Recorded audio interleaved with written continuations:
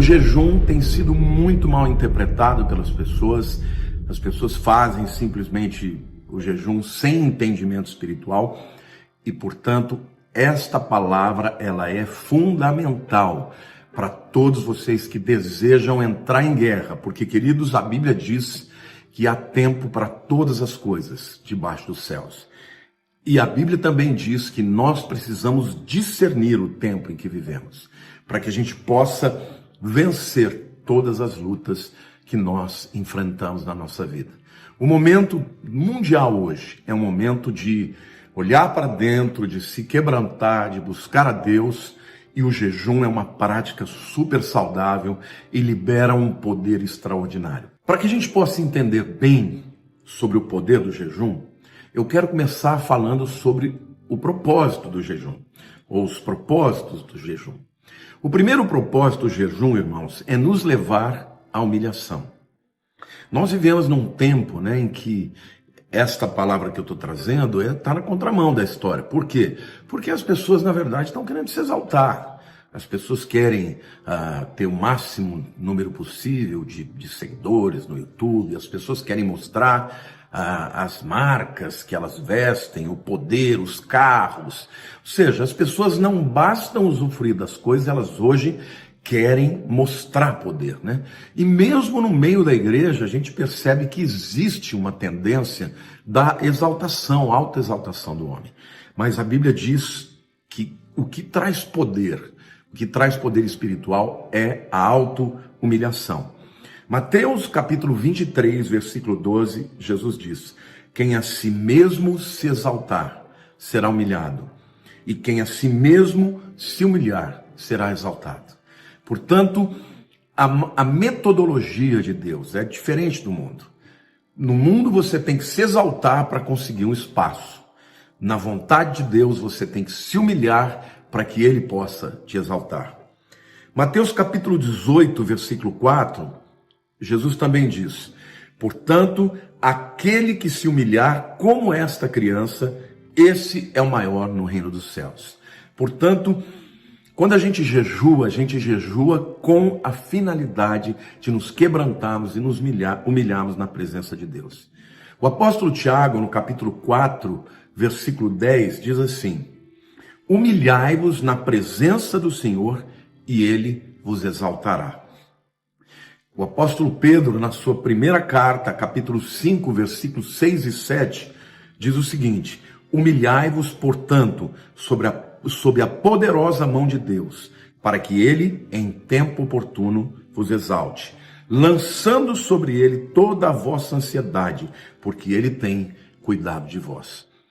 Queridos, o momento que nós vivemos é um momento de nós nos humilharmos perante Deus e buscarmos a sua face e pedimos misericórdia a Ele, para que Ele nos ajude. E a promessa de Deus é que Ele vai cuidar de nós, A sequência do versículo, humilhai-vos sobre a poderosa mão de Deus, para que Ele em tempo oportuno vos exalte. O apóstolo Pedro segue dizendo: lançando sobre Ele toda a vossa ansiedade, porque Ele tem cuidado de vós. O que Pedro está dizendo é que quando nos aproximamos diante de Deus e humildemente dizemos para Ele: Senhor, sozinho eu não vou conseguir, mas se o Senhor intervier na minha vida, eu serei abençoado. E tem muita gente ansioso por causa da economia, porque os negócios estão parando, porque a bolsa está enlouquecida. Tem muita gente que está muito preocupado. Por quê? Porque a economia está sendo abalada. Mas qual é a atitude que nós precisamos ter?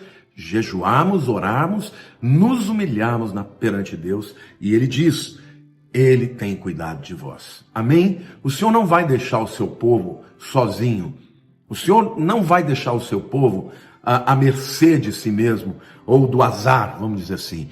Ele cuida de todos quantos se humilham perante Ele e buscam a sua face. Então, o jejum tem como objetivo principal, meus queridos, nos humilharmos perante Deus, porque quando nos humilhamos perante Ele, Ele nos exalta e nos abençoa. Em segundo lugar, eu quero falar de alguns exemplos históricos em que o povo de Deus se humilhou com jejum. Eu quero começar com o exemplo de Esdras. Quando os persas destruíram a Babilônia, O povo de Israel estava cativo na Babilônia. Mas o imperador Ciro, como muitos sabem, ele deu a ordem para que o povo de Israel pudesse voltar. Tá? O decreto foi assinado por Ciro. Quando chegou a hora de voltar, Esdras, que era o líder espiritual, junto com Zorobabel, que era o líder governamental, eles passaram a ter um problema, queridos. Por quê? Porque a jornada era longa, a distância era grande, eles tinham que passar pelo deserto. E eles estavam ali levando mulheres, crianças, levando mantimentos, levando todos os utensílios sagrados do templo de Jerusalém que haviam sido roubados, levados por Nabucodonosor. E Esdras tinha duas alternativas. A primeira era chegar no imperador persa e dizer o seguinte: imperador, o senhor está mandando a gente, dando liberdade, mas nós não temos dinheiro, nós não temos cavalos, nós não temos carruagem. Como é que nós vamos levar essa multidão e tudo que a gente tem que levar sem animais de carga, por exemplo? Então, essa era a primeira atitude que ele podia ter, a primeira alternativa: chegar diante do imperador que já estava, do rei persa, que já estava abrindo concessões, liberando o povo, perdendo os escravos, ou pelo menos aqueles que eram cativos, porque eles não eram escravos nesse tempo. Ou ele podia confiar em Deus. E Esdras escolheu esta segunda alternativa. Ele preferiu confiar em Deus. E vejam o que Esdras fala no capítulo 8 do seu livro, versículos 21 a 23.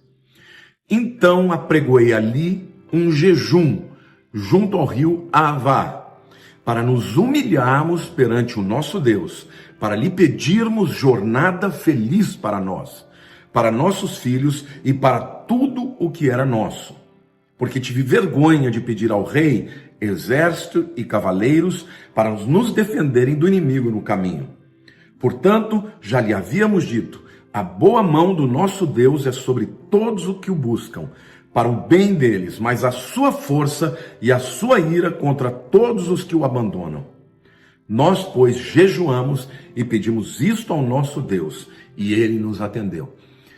Esdras, ele tinha consciência que no caminho que eles fariam, havia chance deles encontrarem povos inimigos.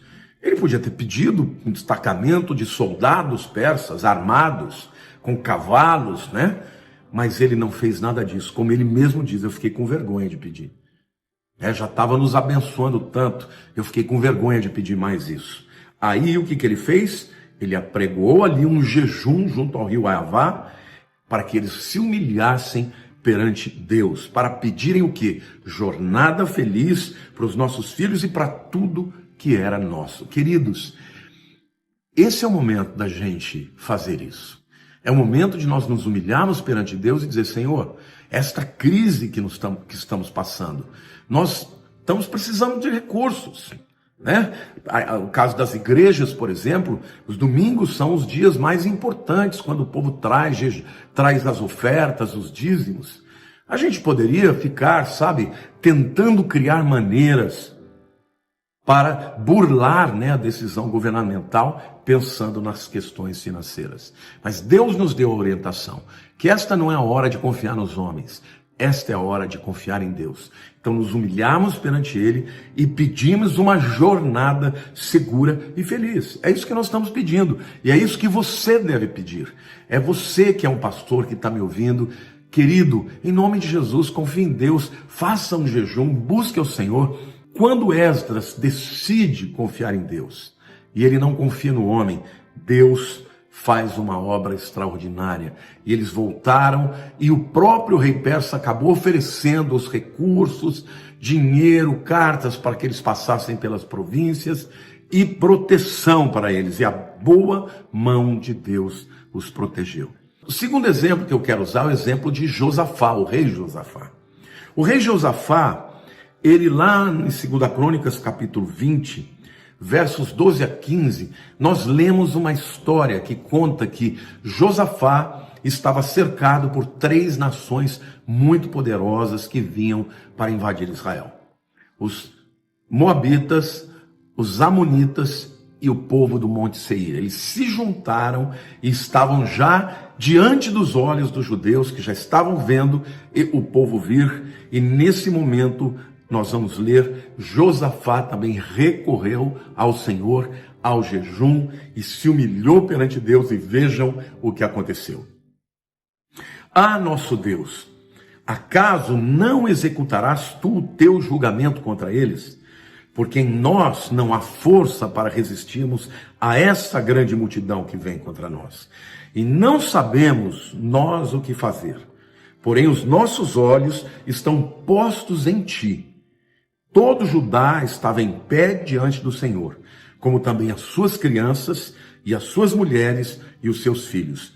Então veio o Espírito do Senhor no meio da congregação sobre Jaziel, filho de Zacarias, filho de Benaia, filho de Jeiel, filho de Matanias, levita dos filhos de Asaf, e disse: dai ouvidos, todo Judá, e vós, moradores de Jerusalém, e tu, ó rei Josafá, ao que vos diz o Senhor: não temais, nem vos assusteis, por causa desta grande multidão, pois a peleja não é vossa, mas de Deus. Queridos, qual foi a chave da vitória de Josafá? Porque eles foram para o campo de batalha, só que ao invés de guerrear, eles começaram a adorar e cantar a Deus, e jejuando, e o Espírito de Deus veio sobre aquele arraial, e fez com que um espírito de confusão entrasse nos inimigos, e eles começaram a se matar uns aos outros, e a vitória veio para Josafá e para Judá, sem que o povo de Israel tivesse que mover uma palha. Aí você vai dizer: pastor, mas isso faz tanto tempo. Saibam vocês que na guerra dos 6 dias, quando Israel estava cercada dos inimigos, eles não tinham, os inimigos invadiram Israel de maneira que pudessem obliterar, destruir Israel definitivamente. Sabe o que aconteceu? Os próprios relatos dos inimigos dizem que os canhões não funcionavam, a comunicação entre eles não funcionava, e simplesmente eles ficaram tão confusos que deu tempo do povo de Israel, e em 6 dias a resposta de Israel fez com que Israel não só vencesse a guerra, mas conquistasse uma porção muito maior do território que tinham até então. Então, meus queridos, o segredo, a chave para nós passarmos por esse momento difícil, não está na nossa força para resistir, para enfrentar as grandes multidões. Temos que fazer a nossa parte, né? Não tentar a Deus, não ficar em grandes multidões, em grandes grupos. Nós cancelamos os cultos, mas a nossa confiança, a nossa esperança está em Deus. Em terceiro e último lugar, eu quero falar sobre o jejum na vida de Jesus. Lá em Mateus capítulo 4, verso 1, a Bíblia diz assim: a seguir, foi Jesus levado pelo Espírito ao deserto para ser tentado pelo diabo. E depois de jejuar 40 dias e 40 noites, teve fome. Jesus foi batizado no capítulo 3, o Espírito Santo veio sobre ele, ele ouviu a voz do céu dizendo: este é o meu filho amado, em quem me compraz, em quem me alegro. E Jesus então sai dali cheio do Espírito. Mas o Espírito Santo conduz para o deserto para ser tentado pelo diabo. Porque sendo aprovado nessa tentação, ele podia começar o seu ministério com autoridade. Então, antes de qualquer coisa, ele deveria saber que para cumprir a sua missão, ele teria um inimigo muito poderoso, que iria muitas vezes tentar impedir que ele cumprisse a sua missão. E Jesus não encarou aquela tarefa de enfrentar o diabo como se fosse uma coisa qualquer, sabe?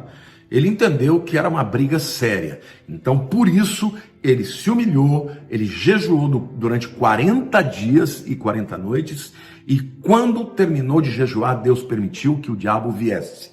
E quando o diabo veio, Jesus estava pronto para vencê-lo pela palavra. Amém? Então, eu queria dizer também que é importante a gente perceber o resultado do jejum na vida de Jesus. Tá? Lá em Lucas capítulo 4, versículo 1, a Bíblia diz assim: então Jesus, no poder do Espírito, regressou para a Galiléia, e a sua fama correu por toda a circunvizinhança, e ensinava nas sinagogas, sendo glorificado por todos. Vejam, os versos 14 e 15 falam do momento em que Jesus já tinha jejuado. Ele já tinha acabado o jejum de 40 dias, já tinha enfrentado o diabo, e aí ele foi para Galiléia para começar o ministério. E a Bíblia diz que ele estava no poder do Espírito. Mas no capítulo 4 de Lucas, versículo 1, a gente vê Jesus antes do jejum. E a Bíblia diz assim: Jesus, cheio do Espírito Santo, voltou do Jordão e foi guiado pelo mesmo Espírito no deserto. Então, quando ele sai do batismo, ele está cheio do Espírito. Mas depois que ele jejua, meu querido, a Bíblia diz que ele, no poder do Espírito, regressou para a Galiléia. Então, ele não estava só cheio do Espírito agora. Depois do jejum, depois de ter vencido a fome, a carne, ele literalmente estava no poder do Espírito. Então, em outras palavras, meus queridos, o jejum na vida de Jesus liberou o poder do Espírito Santo que estava nele. Tá? Então, uma coisa é você estar cheio do Espírito Santo, outra coisa é você operar no poder do Espírito Santo. E quando começou o seu ministério, ele operou no poder do Espírito Santo depois de 40 dias de jejum, 40 dias e 40 noites. Amém? Eu quero concluir esta palavra dizendo que nós precisamos jejuar nesse tempo. Você precisa jejuar. Você está em guerra, meu querido. Se você não percebeu, o mundo está em guerra. Não leve esta circunstância como se fosse uma coisa sem perigo, sem problema. O inimigo é real. O problema é real. O coronavírus é real. Então, vamos jejuar, vamos nos humilhar perante a mão de Deus, perante a presença de Deus, para que Ele, no devido tempo, nos exalte. Então, o jejum é uma forma de nos humilharmos. E a promessa de Deus é que Deus exalta todos que se humilham perante Ele. Em outras palavras, meu querido, há um grande poder no jejum. Se você tem alguma área na tua vida para vencer, na tua vida pessoal, na tua vida familiar, na tua vida espiritual, na tua vida profissional, não existe melhor arma para lutar contra o inimigo do que o jejum e a oração. Amém? Então, se você entender isso, Deus vai operar grandes coisas na sua vida. E eu termino este vídeo conclamando a toda a igreja Palavra Viva e a todos os meus seguidores, que eu já considero um pouco como minhas ovelhas, né? Porque a ovelha tem que permitir que eu seja pastor delas. Mas muitos de vocês dizem: pastor, você é meu pastor, você tem pastoreado a minha alma. Então eu quero desafiar você que tem considerado este pastor que vos fala como um líder na sua vida, um líder espiritual, ou como um dos pais que Deus levantou. Vamos jejuar. Na nossa igreja, estou conclamando a todos para jejuarmos e orarmos 3 vezes ao dia, 6 da manhã, meio-dia e 6 horas da tarde. A Bíblia diz do espírito da mortandade que vem ao meio-dia. Eu creio que esse espírito de mortandade é o espírito que está por detrás desta infecção e desta pandemia. Vamos resistir em nome de Jesus, nos humilhando perante Deus e orando 3 vezes ao dia. Amém? Amo vocês, conto com a sua ajuda e vamos juntar as nossas mãos virtualmente, espiritualmente, porque Deus é conosco, lançando sobre Ele as nossas ansiedades, porque Ele tem cuidado de nós. Um beijo grande no seu coração. Por favor, compartilhe essa mensagem, porque é de utilidade pública para todo o povo de Deus. Um beijo grande no coração de todos.